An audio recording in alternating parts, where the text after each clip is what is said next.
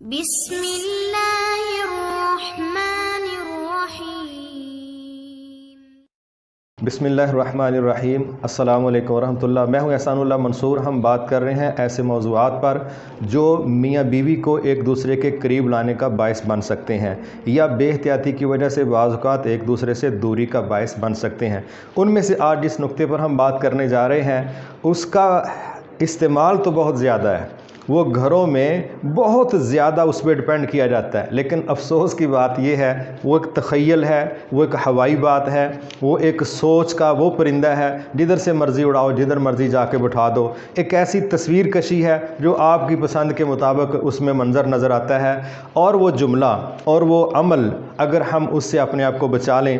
میں نے ایک چیز محسوس کی ہے، بعض اوقات ہم نے دیکھا کہ جب فیملیز کا طلاق تک مسئلہ گیا تو ہم نے سوچا کہ تحقیقات کریں کہ اس کی وجہ کیا بنی ہے۔ بعض اوقات ہم نے دیکھا کہ طلاق تک بات نہیں گئی، جھگڑا ہو گیا ہے، اس میں بھی ہم نے دیکھا کہ جھگڑے کی وجہ کیا بنی ہے۔ تو جس نقطے کو ہم آپ کے سامنے رکھنے جا رہے ہیں، سب سے زیادہ خرابی اس نقطے نے پیدا کی، وہ کیا ہے؟ وہ ہے بدگمانی، گمان کرنا، خیال کرنا، سوچنا، ذہن کے اندر ہی کوئی تصویر بنا لینا، جسے ہم کہتے ہیں مینو انج لگتا ہے، یہ جو عذاب ہے نا مینو لگتا ہے۔ یقین کریں کہ یہ وہ وائرس ہے، یہ جب کسی فیملی کو لگ جاتا ہے نا تو بعض اوقات تو دونوں کے علیحدگی پر جا کے اس کی بریک لگتی ہے۔ یہ اتنا خوفناک اور خطرناک قسم کا وائرس ہے کہ یہ دلوں کو اتنا پھاڑتا ہے، اتنی دوریاں پیدا کرتا ہے کہ ہمارے تصور میں نہیں ہوتا۔ کیا ہے؟ ہمارے رب نے جو ہمارا خالق ہے، اس نے ہمیں پیدا کیا ہے، اس کو پتہ ہے ہماری طبیعت، ہمارا مزاج کیا ہے، اس نے پھر اس کا حل بھی ہمیں بتلایا۔ اسی طرح رسول اللہ صلی اللہ علیہ وسلم، ان سے بڑھ کے اس کائنات میں بہترین خاوند کوئی نہیں ہے، انہوں نے بھی ہمیں یہ ٹیکنیکس سکھائی ہیں۔ ان میں سے ایک چیز کیا ہے؟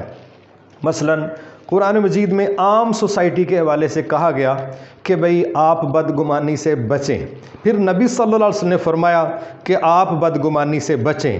اب میں یہ سمجھتا ہوں اللہ تعالیٰ نے بھی ہمیں بدگمانی سے منع کیا، نبی صلی اللہ علیہ وسلم نے بھی ہمیں بدگمانی سے منع کیا، کیونکہ بے شمار جھگڑوں کی تحقیقات کے دوران پتہ چلتا ہے کہ بدگمانی ہے، دلیل نہیں ہے، یعنی غلطی نہیں ہے، غلط فہمی ہے۔ اور غلط فہمیاں کب پیدا ہو جاتی ہیں؟ جب ہم بدگمانی کے گھوڑے پر بیٹھ کے اندھا دھند ریس لگا دیتے ہیں اور نہیں دیکھتے کہ اس کی منزل کیا ہے۔ مثال کے طور پہ آپ دیکھیے، خاوند بیوی کے پاس بیٹھا ہے، اس نے اپنا فون دیکھا، اس پہ کوئی میسج تھا۔ اب خاوند نے میسج دیکھتے ہی تھوڑی سی اس کے چہرے پہ اسمائل آ گئی، اب اس نے فون اٹینڈ نہیں کیا تو بیوی فوری طور پہ کیا کہہ رہی ہے؟ اے کیڑی بیبے دا میسج آیا؟ اچھا جی، اب ہو سکتا ہے واقعی اس کی والدہ کا ہی میسج آیا ہو، لیکن وہ کیا محسوس کروانا چاہ رہی ہے کہ اگر یہ چیز نارمل تھی تو میرے سامنے کھول کے آپ دیکھتے، مجھے بتاتے، سارا الٹرا ساؤنڈ رپورٹ میرے سامنے رکھتے، اور یہاں پر کیا ذہن بن گیا کہ یقیناً کوئی منفی بات تھی۔ بیوی پاس بیٹھی ہے، اس کی سہیلی کی کال آ گئی، کسی کی بھی آ گئی، بیوی نے فون اٹھایا، چھت پر چڑھ گئی ہے۔ اب خاوند کیا سوچ رہا ہے؟ اچھا، اس کے مڑ سے پردے بنتے ہیں، اگر یہ کوئی واقعی بری بات نہیں تھی، اس کو میرے پاس بیٹھ کے سنتے ہوئے کیا قباحت تھی، یہ جو چھت پہ چلی گئی ہے، مجھ سے دور ہوئی ہے، یقیناً یہ کوئی صحیح جگہ نہیں ہے۔ اچھا جی، یہ عذاب بن گیا۔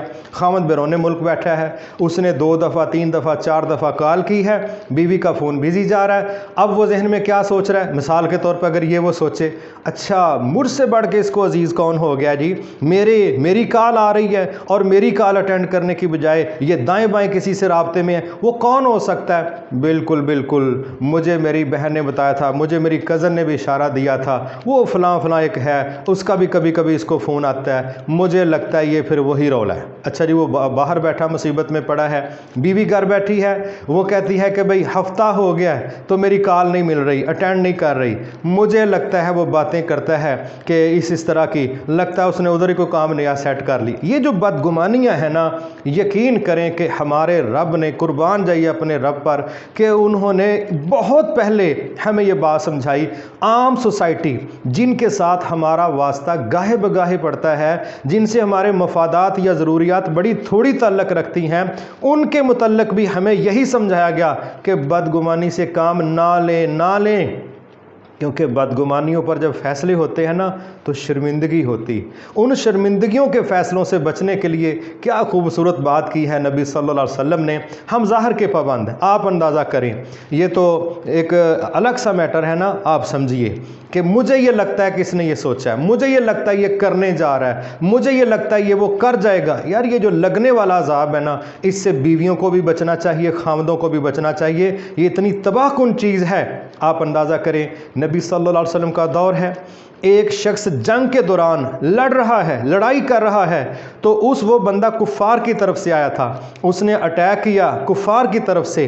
لیکن جب صحابی نے اس پر اٹیک کرنے کی کوشش کی تو اس نے آگے سے کلمہ پڑھ لیا. اب جب اس نے کلمہ پڑھ لیا, اس کے باوجود صحابی نے اس کو قتل کر دیا. یہ کیس بعد میں پہنچا نبی صلی اللہ علیہ وسلم کی عدالت میں. آپ نے پوچھا کہ جب اس نے کلمہ پڑھ لیا تھا پھر آپ نے اس کو قتل کیوں کیا؟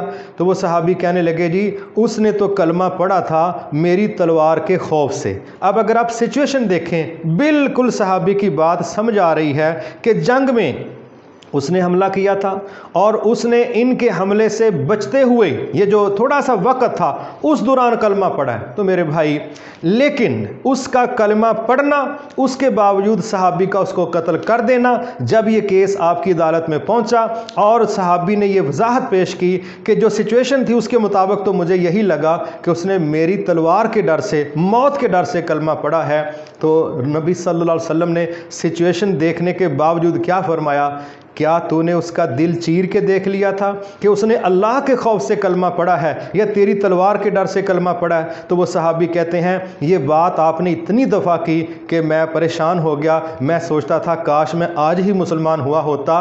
رسول اللہ صلی اللہ علیہ وسلم یہ بات کر رہے تھے, کل جب قیامت کو وہ اپنا کلمہ لے کے اللہ کی عدالت میں پیش ہوگا, مجھے بتاؤ وہاں پر دفاع میں کیا بات پیش کرو گے؟ کیوں؟ یہ کلمہ تو امن دیتا ہے اور کلمہ پڑھ کے بھی بہت بیچارہ تو بچا کوئی نہیں ہے, لہٰذا تم نے کیا اس کا دل چیر کے دیکھ لیا تھا؟ میں کہتا ہوں سچویشن بالکل یہی نظر آ رہی ہے کہ شاید اس نے خوف سے پڑھا, لیکن صحیح بات وہ ہے جو نبی صلی اللہ علیہ وسلم نے فرمائی ہے. ہم ظاہر کے پابند ہیں, اس کے دل میں کیا تھا کیا ہے ہم اس کے پابند نہیں ہیں. عبداللہ بن ابی ظاہراً کلمہ پڑھنے والا, اندر سے اس کا معاملہ اور طرح کا تھا, پریکٹس بھی کئی جگہوں پر اس کی صحیح نہیں تھی, لیکن اس کی جو ظاہری زبان کی گواہیاں ہیں بے شمار مقامات پر اس کے تحفظ کا وہ باعث بن گئیں. تو میں یہ سمجھتا ہوں اگر باہر کی سوسائٹی کے ساتھ ڈیل کرتے ہوئے ہمیں بدگمانی کی اجازت نہیں ہے, تو جو میاں بیوی نے 6-4 بچے مل کے جنم دیے ہیں, مستقبل میں اکٹھا رہنا ہے, سائن کیے ہیں باقاعدہ نکاح نامے پر, ایک دوسرے کے ساتھ جینے مرنے کی قسمیں اٹھائی ہیں,